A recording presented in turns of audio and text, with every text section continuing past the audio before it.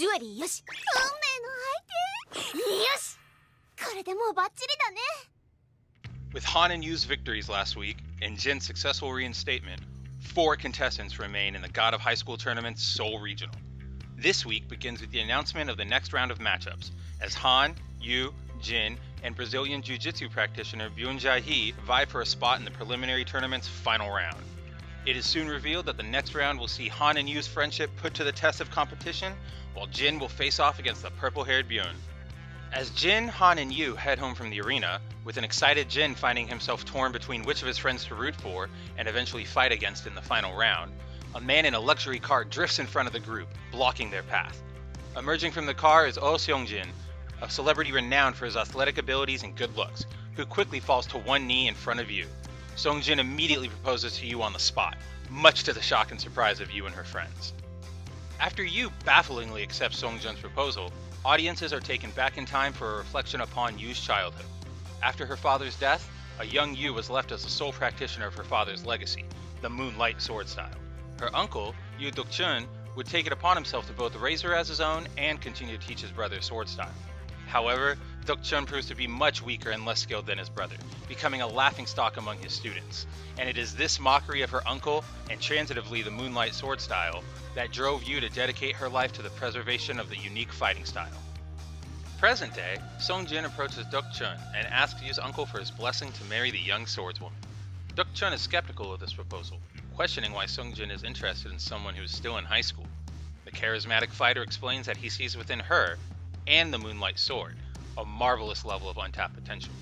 As Seong-jin promises to use his resources to ensure the Moonlight sword becomes as popular as karate or judo, a hesitant Duk-chun agrees to the marriage. Discovering that she dropped out of the tournament in favor of getting married, Jin rushes to Yu's house and questions her motives, resulting in the driving of a wedge between the two. Jin then rushes to find Han, hoping to enlist his help in saving their friend from a seemingly sham marriage. Jin is then met with advice from the mild-mannered man, telling him to stay out of her personal business and respect her choices. Left with no other recourse, Jin decides to take matters into his own hands. On the day of the big event, tensions and feelings begin to boil over throughout the crowd. Duk-chun unsuccessfully begs Seong-jin to call off the ceremony after seeing how unhappy Yu truly is. Yu's cousin, Yu Soo-mi, begins to feel guilty for becoming obsessed with the fairy tale narrative of Seong-jun's proposal and failing to see Yu's true distress. Yu herself sadly resigns herself to her fate, and an uninvited Jin arrives determined to save his friend from a lifetime of unhappiness.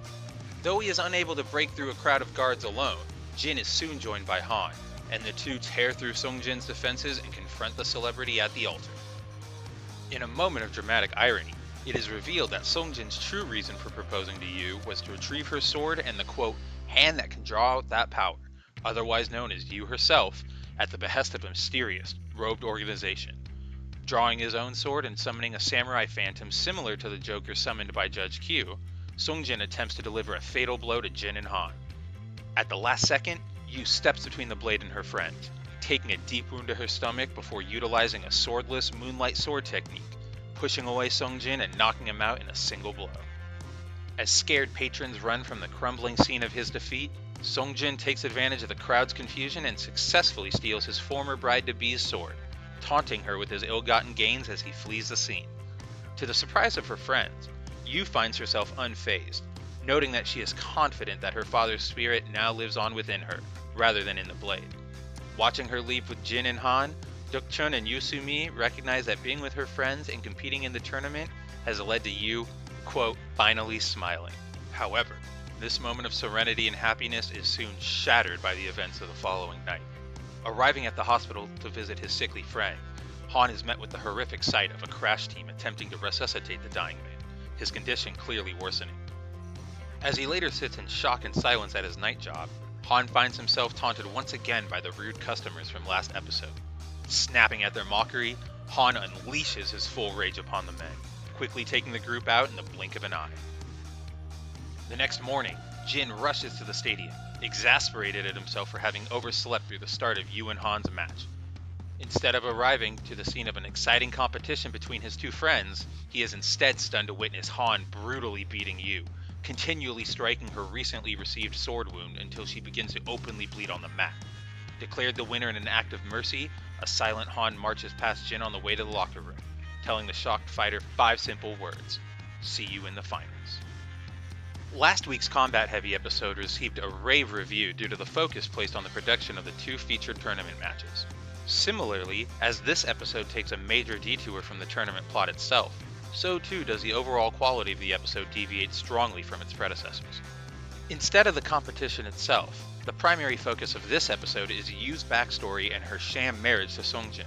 The exploration of Yu's past, which sees the young woman constantly torn between her feelings of responsibility, her desire to have friends, and the constant feelings of fear that her uncle would be unable to preserve the family fighting style, is a highlight of the episode. As with Han's flashbacks last episode, these moments of exposition reveal a sympathetic and believable motivation behind Yu's entrance into the tournament. In contrast, the majority of the scenes involving Songjin or the wedding itself grind the momentum of the series to a halt. Though these moments inform the plot of this singular episode, they appear to have very little to do with the overarching plot. While viewers are told that Songjin wishes to steal Yu's sword to hand it over to a hooded master, no connection or foreshadowing between this mission, the sword, and the tournament are made. Even Yu's acceptance of the theft signals to viewers that Songjin and the sword may never come back into play. While Songjin's mission does relate to the larger story later on, as readers of the original webtoon may be privy to, the lack of a clear direction for his character and plot arc make the entire episode feel like an unrelated filler story. Sadly, the few moments of fighting featured in the episode are drastically underwhelming, as exciting setups such as Jin and Han versus a crowd of armed guards or Han snapping on his bullies are robbed of proper screen time and hidden behind shadows or sudden cuts to bloody post-fight aftermath.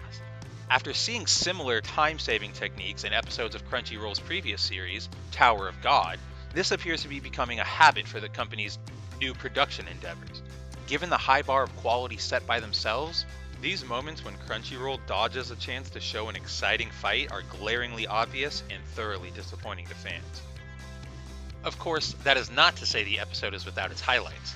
Once again, the art direction provided by Crunchyroll and its production team stands out as a highlight of this episode, especially in moments that explore different art styles as a narrative technique, such as the loud, color-heavy broadcast made by the 2 buxom nurses at the beginning of the episode, or the morose and stiff animation scene as Yu looks upon her uncle's failing attempts to teach his students.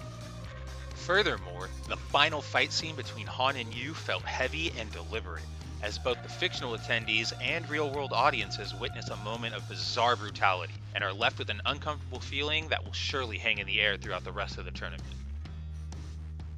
Overall, this episode stands as the most mediocre of the season thus far, especially when aired as a follow-up to last week's impressive display of animation and direction.